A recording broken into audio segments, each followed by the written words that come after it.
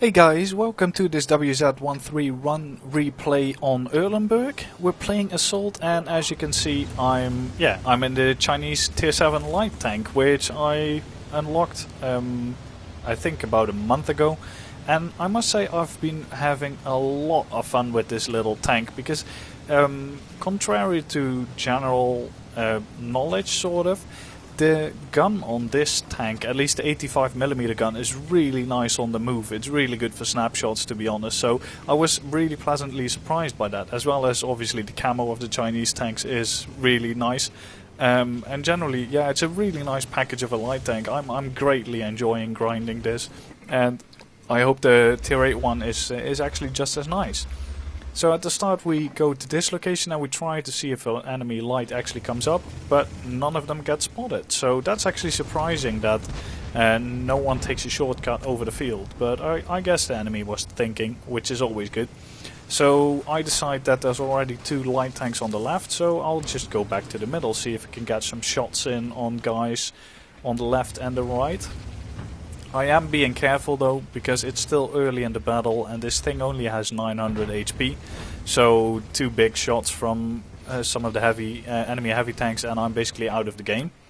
But we see a nice opportunity that presents itself here in the way of the back of an AMX 1390 who just persists on sitting still on the actual edge. The thing is, I could have actually shot him here. I sort of didn't notice that there was nothing in the way there. I thought there was something in the way. Unfortunately, I miss out on a little bit of damage on that guy.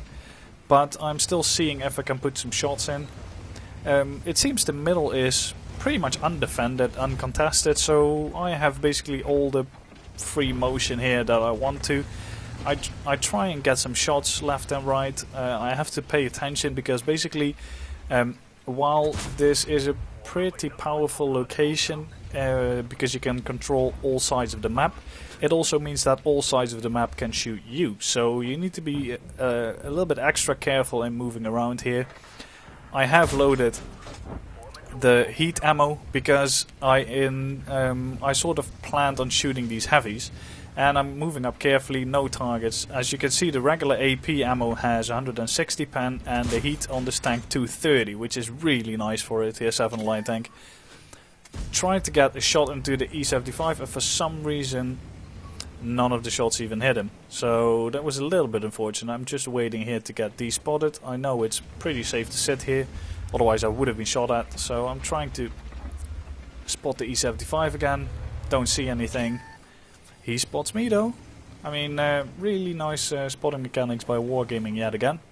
The light tank doesn't spot anything, but the light tank does get spotted by a heavy tank. So yeah, always nice. But as we can see, it is time to move because I'm not going to be occupied with that E75 the whole match. He's pretty much out of the fight for everyone, so I'm not going to bother with him. I am actually going to help my team out on this flank and I'm actually going to attack the heavies. We can see a Type 4 heavy behind us, but I'm not interested in that guy yet. I'm just going for this VK. I've got that tank myself as well. I really like it. It doesn't have any armor, but I'm not taking any chances in this engagement against three heavies basically. So I'm just keeping the fire up. Unfortunately, he managed to shoot me twice, but I managed to kill him. And then we've got this VK. What is it? 1001P. So get some nice shots on him. As you can see, the gun depression on these Chinese light tanks is actually not that great. Managed to not get my gun down enough to actually shoot that guy. He fired, so we're pretty safe for now. Put one shot in. I don't think I need the heat. Yeah, actually I do need heat, even for his lower plate with 160 pen, unfortunately. So again, we move up. And now we've got a Type 4 heavy and artillery there. So first we need to take out the artillery. Still have heat loaded. I should really switch ammo for that guy. But then again, this Type 4 heavy is really balanced. With the recent buffs to this thing, I'm aiming for the sort of the side cheek plate and my gun lets me down as well as the penetration. I think that was actually a hit on the plate. There's like the cheek plates are really weak, but as you can see, everything just keeps bouncing off. So yeah, that one penetrates luckily, but Again, I'm not going to bother with that guy because he's alone. I'm just hoping my team doesn't just drive into the trap and all die. I'm actually going to the other side because there's a lone AT-15A there against a Borsig and an AMX 1390. So we can actually do some more useful work there than trying to kill a Type 4 Heavy from maximum range by sniping with a light tank. So using the mobility, we've still got about 500 HP left, which is not a lot. If the Borsig hits me, I'm basically out of the game. I could take a shot or two from the 1390 and the Panther, and I actually can't take a shot from the E75, but then again the E75 is probably still in his old location.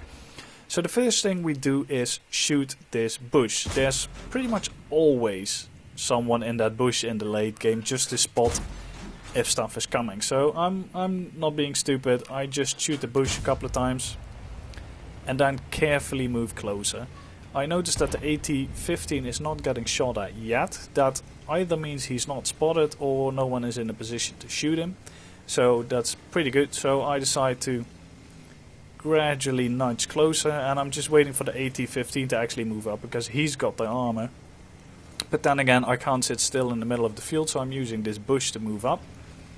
Nothing spotted. And I don't get spotted, so that's a good sign. Maybe the 1390 is no longer around that bush. So I just carefully move up. No need to rush. It's still, despite that we have the numerical superiority, it is still tricky because the enemy can definitely win. And most of our allies are pretty banged up at this stage of the game, and we just lost another one. Panther is somewhere sniping, so I just take care to move up carefully. I don't know where the 1390 is, I don't know where the Borsig is, so I'm just using the cover of these bushes to move up. Try to spot, move up slightly further, and I'm going to use these ridges here to stay safe, and we spot the Panther. So I'm just moving back, I'm not going to shoot. I'm going to call fire in on this guy. The thing is, I cannot move up as long as that Panther is there, because if I got any more close, he will probably spot me. So I'm just calling in fire on the Panther, and until that Panther is dead, I'm basically not moving up. But there's no need for me to move up, because I know the Borsig and the 1390 are not here. I know they're probably in the corner, so and if I get any closer, they have a chance of hitting me from that corner as well. I mean, they need to get up on a ridge, but still there is a good chance that I can get very unfortunate. So I'm just waiting, and I keep calling fire, and the STA2 is calling fire on the E75, but the E75 is completely unimportant at this point in the battle, because the E75 has basically driven himself into a corner. So just ignore the guy, kill the Panther, and I tell my team, kill the Panther so I can move up. Jesus. So yeah, it's really unfortunate that they actually don't, and another guy gets killed. The T-49 gets killed by 1390. I move slightly closer. This is sort of the limit of how close I can get. And I'm still not firing, I'm just calling in fire on that Panther. I mean, I know it's difficult, but just splash him. And then I see the Borsig as well, and now they're both one-shots, so I take out the Borsig, so I can take a shot from the Panther. And I do. And now we're 350 HP. But we managed to basically spot kill most of that Panther. So now it's time to move up. I fake a move to the left, and then when I'm absolutely despotted, I go to the right. And now we just need to find the 1390. So just moving up carefully, and we spot him on the left. So we've got this Borsig rack. He was of course waiting for me, so first shot moves in, second shot moves in, and going to make use of the nice shooting capabilities on the move, and end of the game. So let's look at the results. So here we have the results of the match. As you can see, obviously an ace tanker. Because this was 5 times XP, we managed to get 11,355 XP in a single battle, which is really nice, helps out with grinding. At the moment I'm on, I think, around 50k XP, and I need 75 for the tier 8 light tank. So it's, yeah, it definitely helped out. We managed to get 1514 base XP. It was also slightly over 12,000 WN8 that match. We managed to do 2,865 damage ourselves, which is, yeah, the second highest damage on both teams. Only the T28 prototype managed to basically get a little bit more damage. For some reason, unfortunately, there was no high caliber in this match. Otherwise, I wouldn't have gotten it anyway, unless I did one more shot of damage. But yeah, I don't know why there was no high caliber awarded to anyone. But yeah, top of the team obviously. And yeah, I mean the ammo resupply costs obviously are quite insane because of some of the heat ammo we needed to use against those heavies, Type 4 heavy and all that kind of stuff. So I mean, the 160 penetration on the ammo is really competitive, definitely, but in these really tier 9 matches with a lot of heavy armor, it is yeah, you need to spam a little bit of heat to actually be competitive. So we managed to pull it off. We did around 3k damage ourselves, 1,000 spotting damage. All in all, a really nice match. It was the first ace tanker I got in this little tank actually. I got close 1 or 2 times, but yeah, this was the first one.